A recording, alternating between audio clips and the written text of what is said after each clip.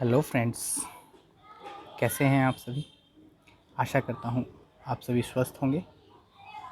आज हम कक्षा 12 हिंदी विषय के अंतर्गत जो संस्कृत की एक अनिवार्य पुस्तक होती है संस्कृत प्रबोधिनी, उसका प्रथम अध्याय नीति सौरभम के विषय में अध्ययन करेंगे।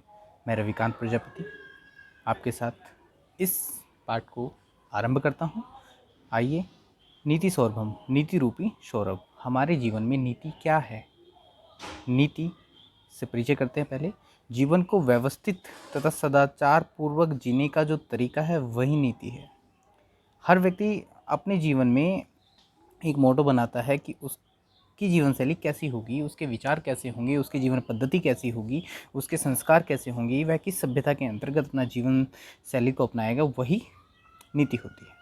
अर्थात जीवन में कब कौन सा कार्य किस प्रकार से करना चाहिए और कौन सा कार्य नहीं करना चाहिए, किसको करने में देश व समाज व्यक्ति कल्याण निहित है और किसको करने में विनाश निश्चित है, यह हमारे उन विचारों पर निर्भर करते हैं जिन विचारों के अंतर्गत हम अपनी जीवन शैली को अपनाते हैं। इसी प्रकार की औचित्यपूर्ण बातों का चिंतन ही नीति है। औचित्यपूर्ण मतलब उचित है या नहीं, किसके लिए, हमारे देश के लिए, हमारे समाज के लिए, हमारे व्यक्तियों के लिए वह बात, वह विचार उचित है या नहीं, इस चीज़ का चिंतन ही नीति है। प्राचीन काल में ही हमारे देश में ऐसे अनेक महापुरुष हुए हैं जिन्होंने हमें इन करणीय अकरणीय बातों का ज्ञान कराया है। मतलब करणीय करने चाहिए या नहीं करने चाहिए, अकरणीय जो करने योग्य न हो, इन्हीं विद्वानों को नीतिकार कहा गया है। इन विद्वानों के अंतर्गत मनु, याक्लव्य, विदुर, भृतृहरि और चाणक्य ऐसे ही कुछ उच्च कोटि के नीतिकार हैं। प्रस्तुत पाठ में इन पांचों में से तीन जो हमारे नीतिकार हुए हैं उनके श्लोक दिए गए हैं। सर्वप्रथम श्लोक है चाणक्य नीति से, चाणक्य जी के द्वारा। दूसरा है विदुर जी, विदुर जो आपने महाभारत के विषय में सुना होगा, महाभारत देखी होगी, उसमें जो विदुर हैं उन्हीं की नीति है। और तीसरे आते हैं हमारे भृतृहरि जी। इनके कुछ नीतिप्रक श्लोकों का हमारे इस अध्याय में संकलन किया गया है। इनके प्रथम श्लोक चाणक्य नीति से है, द्वितीय जो श्लोक है वह विदुर नीति, और तृतीय, चतुर्थ और पंचम श्लोक भृतृहरि जी का है। मतलब भृतृहरि जी के इसमें 3 श्लोक दिए गए हैं। आइए उन श्लोकों को पढ़ने से पहले हम उनका सार जान लेते हैं। आखिर वो पांचों के पांचों श्लोक हमारे इस अध्याय में हमें क्यों उनका अध्ययन करना है, क्यों पढ़ने चाहिए, उनका उद्देश्य क्या है। सबसे पहला है, यह संसार मधुरता प्रिय है। मतलब संसार में प्रेम एक ऐसा शब्द है जिसके द्वारा हम अपनी जीवन शैली को मधुर बना सकते हैं, सुंदर बना सकते हैं, अपने जीवन शैली में मिठास ला सकते हैं। अतः अपनी जीवा से सदैव मधुर वचन ही बोलने चाहिए। हम अपने व्यवहार के द्वारा ही व्यक्तियों को अपना परिचय देते हैं, तो हमारा व्यवहार किस तरह का है वो हम सर्वप्रथम हमारी वाणी से झलकता है, हमारी जीवा के द्वारा जो हम अभिव्यक्ति करते हैं उससे झलकता है। तो सबसे पहला श्लोक जो चाणक्य नीति से है वो कहता है कि हमें हमेशा मधुर बोलना चाहिए। दूसरा श्लोक जो विदुर नीति से है, जिसके लोग कार्य करने के पश्चात ही जान पाते हैं, जिसके कार्य को लोग कार्य करने के पश्चात ही जान पाते हैं। कार्य से पहले किए गए सोच विचार अथवा कार्य करने का निश्चय जो व्यक्ति के मन में है, उसके करने के बाद भी जिसको कार्य के विषय में कोई नहीं जान पाता, वही विद्वान कहलाता है। अब क्या हुआ है, व्यक्ति ने किसी कार्य को करने की सोची है, वह उस कार्य को कर रहा है, जब तक उस कार्य में सफल नहीं हो जाता उस व्यक्ति के विषय में कोई नहीं जान पाता कि उसने किस तरह से उन विचारों को अपने मन में लिया है और उसके प्रति किस तरह प्रयत्नशील रहे हैं। तो इसलिए हमेशा अपने कार्य में संलग्न रहिए, उनमें सफल होइए। तीसरा श्लोक है, धैर्य, क्षमता, वाक्पटुता, वीरता, यश में अभिरुचि तथा शास्त्र अध्ययन का व्यसन महापुरुषों में स्वाभाविक रूप से रहता है। अर्थात महापुरुष के ये लक्षण है। क्या लक्षण है, उनमें धैर्य होना चाहिए, क्षमादान होना चाहिए, वाक्पटुता, वीरता, यश, इन ये सब गुणों से वह लक्षित होते हैं। जो आपका चतुर्थ श्लोक है उसमें विघ्नों के भय से कार्य प्रारंभ न करना नीचों का, मतलब उन्होंने 3 तरह के व्यक्ति बताए गए हैं, सबसे नीच, अधम, मध्य व्यक्ति और उत्तम, सबसे ऊपर की श्रेणी में व्यक्ति जो हैं, तो उनके विषय में बताया गया है। विघ्नों के आने पर कार्य को बीच में ही छोड़ जाना मध्यम व्यक्ति का, और बार बार विघ्न आने पर भी कार्य को न छोड़ना सबसे उत्तम श्रेणी वाले व्यक्तियों के लक्षण है। 5वां श्लोक कहता है, व्यक्ति को किसी के भी सामने अपनी व्यथा कथा कहकर उससे कुछ नहीं मांगना चाहिए। वर्षा करके धरती को हरा भरा बनाने वाले बादलों की भांति वास्तव में सहायता करने वाले उदार हृदय वाले व्यक्ति कम ही होते हैं। अब यहाँ पर हरे भरे बादलों की जो उपमा दी गई है उसके विषय में श्लोक में ही आपको मैं आगे समझाऊंगा। आइए हम श्लोक्स को सीरियलाइज देखते हैं। सर्वप्रथम जो हमारा श्लोक है वह है हे जीवे कटुकृष्ण हे मधुरम किमुना भाषसे मधुरम वद कल्याणी लोकम पे मधुर प्रिय। यहाँ पर जीव के विषय में हमें बताया गया है कि हे जीव कटुक स्नेह, जो आप कड़वा बोलते हो, मधुरम किमुना भाषसे, मधुर क्यों नहीं बोलते हो। मधुरम वदें कल्याणी, जो मधुर भाषा होती है, हमारा जो प्रेम पूर्वक व्यवहार होता है, वही क्या करती है, लोक पे मधुर प्रिय। जो पूरा लोक है, संसार है, यह मधुर प्रिय है, यह उसी भाषा को पसंद करता है। अर्थात हे जीवा, हे जीव, तुम कभी भी कटुक कड़वा न बोलो, हमेशा मधुर बोलो। भावार्थ में समझे, हे कटुक प्रिय जीवे तुम मधुरम किम न वदति, तुम मधुर क्यों नहीं बोलती हो। अर्थात तो वह सदैव कटुवचनम, तुम हमेशा सदैव कड़वे वचन ही बोलती हो।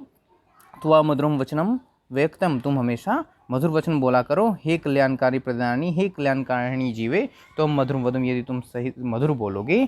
यतः अस्मिन् लोके कटु वचन न आदृति, यह जो संसार है यह कटुक वचन पसंद नहीं करता है। सर्वस्व मधुर वचन प्रिय लगती, इनको हमेशा मधुर वचन ही प्रिय लगते हैं। तो इस प्रकार जो हमारा यह पहला श्लोक है, इसके अंतर्गत हमें यही बताया गया है कि हम अपनी जीवा को हमेशा अपने नियंत्रण में रखें, हम हमेशा मधुर बोलें। उसी के द्वारा हम इस संसार में एक दूसरे के प्रति प्रेम भाव उत्पन्न कर सकते हैं। यह हमारा प्रथम श्लोक चाणक्य नीति से था। जो हमारा द्वितीय श्लोक है वह हमारा विदुर नीति से है। आइए हम दूसरे श्लोक को पढ़ते हैं। यस्य कृत न जानन्ति मंत्र वा मंत्रित प्रे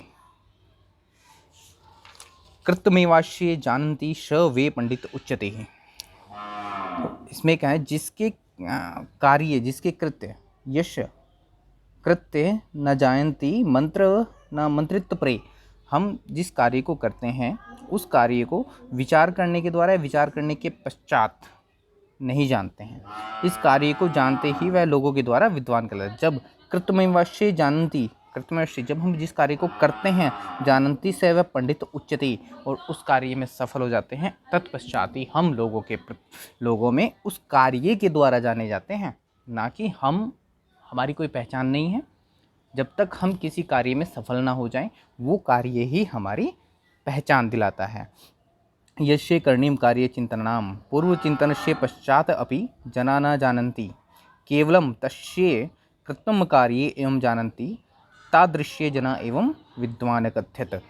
तात्पर्य यह है, अर्थात जिसके करने कार्य को सोचने से पहले अथवा कार्य करने का विचार किया है हमने, उसके पश्चात भी लोग नहीं जानते। यदि हम कहने लगे हमें आईएएस बनना है, पीसीएस करना है, तो ये हमारे मन में विचार है, लोग हमें इससे नहीं जानेंगे। लोग कब जानेंगे, जब हम उस आईएएस पीसीएस की तैयारी करके एक सफलता प्राप्त करेंगे और एक उस पद पर आश्रित हो जाएंगे, तब हमारा ही द्वारा किया गया कार्य, उस आईएएस में ज्वाइनिंग ही हमारा पहचान होगी। उसके पश्चात ही हम जाने जाएंगे, उसके पश्चात ही व्यक्ति हमें पहचानेगा और एक उत्तम श्रेणी का व्यक्ति मानेगा। ठीक है, तो ये बहुत ही अच्छा श्लोक है इनका, विदुर जी का। इसके बाद हम तृतीय श्लोक की ओर अपना गमन करते हैं, जो हमारा नीति शतकम से लिए गए हैं। भर्तृहरि के द्वारा जो नीति शतकम लिखा गया है उससे है, विपदी धैर्यमदाभ्युदे अक्षमा सदसी वाकपटुता युधि विक्रम यशस्वी चाभिरुचिवर्षन् श्रुतो प्रकृति सिद्धमितम ही महात्मनाम। अर्थात अनंत विपत्ति में धैर्य, व्यक्ति को धैर्य, विपदी मतलब विपत्ति, अतः अनंतर उसके पश्चात भी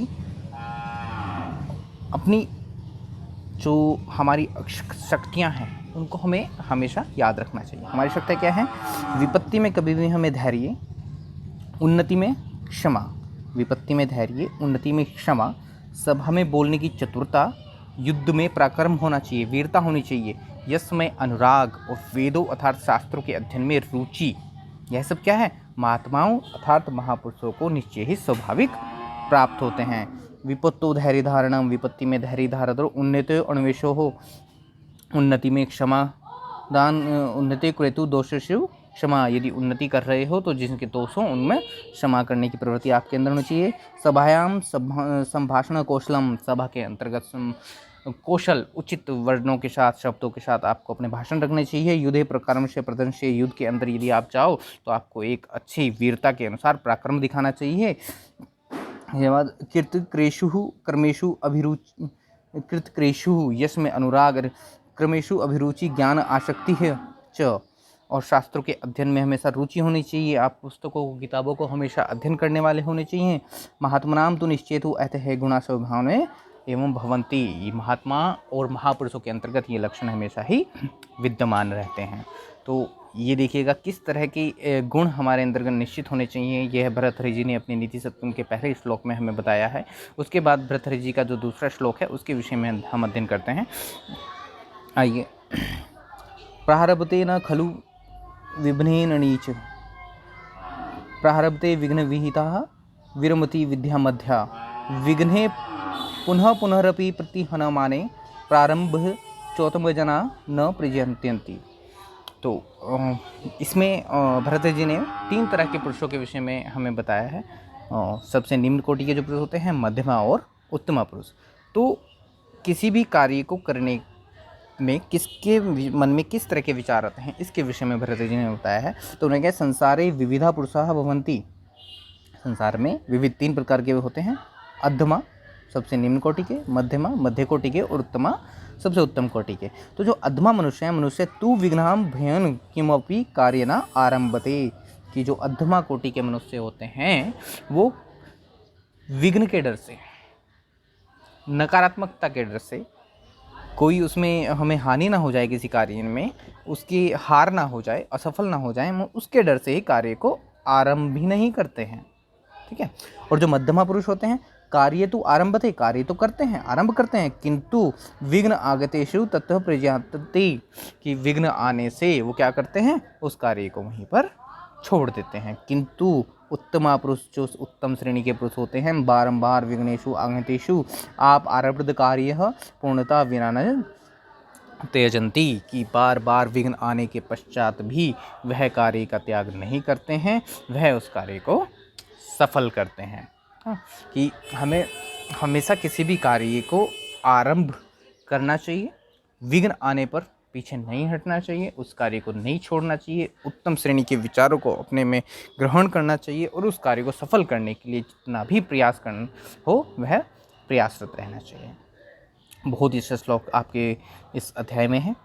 और अंतिम श्लोक की तरफ हम बढ़ रहे हैं, जो भर्तृहरि जी का तीसरा श्लोक हमारे इस सिलेबस में दिया गया है। आइए। रे रे चातक सावधान मनसा मित्रः, क्षणं श्रूयताम, अम्बुदाः बहवो वाशिन्ति गगने, सर्वेपि नेतादृशा, केचित् वृष्टिभृतयन्ति वसुधां गृह्यन्ति, केचित् वृतः, य पश्यसि तस्य तस्य वृतोः मा ब्रूहि दीवनं वचः। बहुत ही अच्छा श्लोक आपके उसमें दिया है। आइए भावार्थ के अनुसार हम समझते हैं। रे मित्र चातक, हे मित्र चातक, सावधान मनसा क्षणम वर्णन वचनन स्मृतु, कि तुम सावधान मन से क्षण भर के लिए सुनो, अपने मन को सावधान करो, ध्यान लगाओ और ध्यान से सुनो। आकाशे बहु मेघा भवन्ति, आकाश के अंदर बहुत सारे मेघ होते हैं, बहुत सारे बादल होते हैं, परंतु सर्वे भवतः वच इता इच्छानुरूप जल न वर्षन्ति, परंतु वो सारे के सारे अपनी इच्छानुसार जल नहीं बरसाते हैं। उनमें बहुत सारे होते हैं कि सिर्फ गरजते हैं, वो वर्षा नहीं करते हैं, और कुछ वर्षा के द्वारा पृथ्वी को भिगा देते हैं, किंतु कुछ व्यर्थ ही गरजते हैं। अतः जिस जिसको देखते हो उसके सम्मुख दीन वचन मत कहो। कैचित जलवर्षेण प्रस्तुता तृष्यशामस्ति, केचित वृद्धा, व्यर्थ में ही गर्जना मत करो। अपने उन वचनों को, अपनी भावनाओं को सभी के सम्मुख मत रखो। अतः भगवान सर्वेषु मेघना सम्मुखः दीनतापूर्वक वचन ना मदतु, मतलब अपने उन दीन वचनों को सबके सामने मत रहो। अर्थात हे मित्र, तुम क्षण भर के लिए सावधान मन से मेरी बात सुनो। आकाश में बहुत से बादल होते हैं, परंतु सभी तुम्हारे वचनों को सुनकर तुम्हारी इच्छा के अनुरूप जल नहीं बरसाएंगे। इनमें से कुछ बादल तो जल वर्षा के द्वारा पृथ्वी की प्यास बुझाते हैं, परंतु कुछ व्यर्थ ही गर्जना करते हैं। अतः तुम सभी बादलों के सामने दृढ़तापूर्वक वचन मत कहो। तात्पर्य यह है कि विदुर नीति जो भर्तृहरि जी की तीसरे है, इन्होंने बादलों की उपमा करके संसार में उपस्थित हम सभी व्यक्तिजनों को एक बहुत बड़ी सीख दी है कि हम व्यक्ति के जीवन में सुख दुख लगे रहते हैं, एक दूसरे के बाद एक आता है। तो जो हमारे दुख हैं, उन दुखों का वर्णन हमें हर एक व्यक्ति के सामने नहीं करना है, वो व्यक्ति उसका समाधान नहीं करेंगे। जिस प्रकार हर एक बादल, आसमान में इतने बादल होते हैं, सब वर्षा नहीं करते हैं, उसी प्रकार आप भी उन व्यक्तियों में से एक व्यक्ति ऐसा ढूंढो, अपना परम मित्र ऐसा ढूंढो जो आपके सुख दुख का मित्र हो, जो आपके उन भावों को समझे जो आप व्यक्त करना चाहते हो।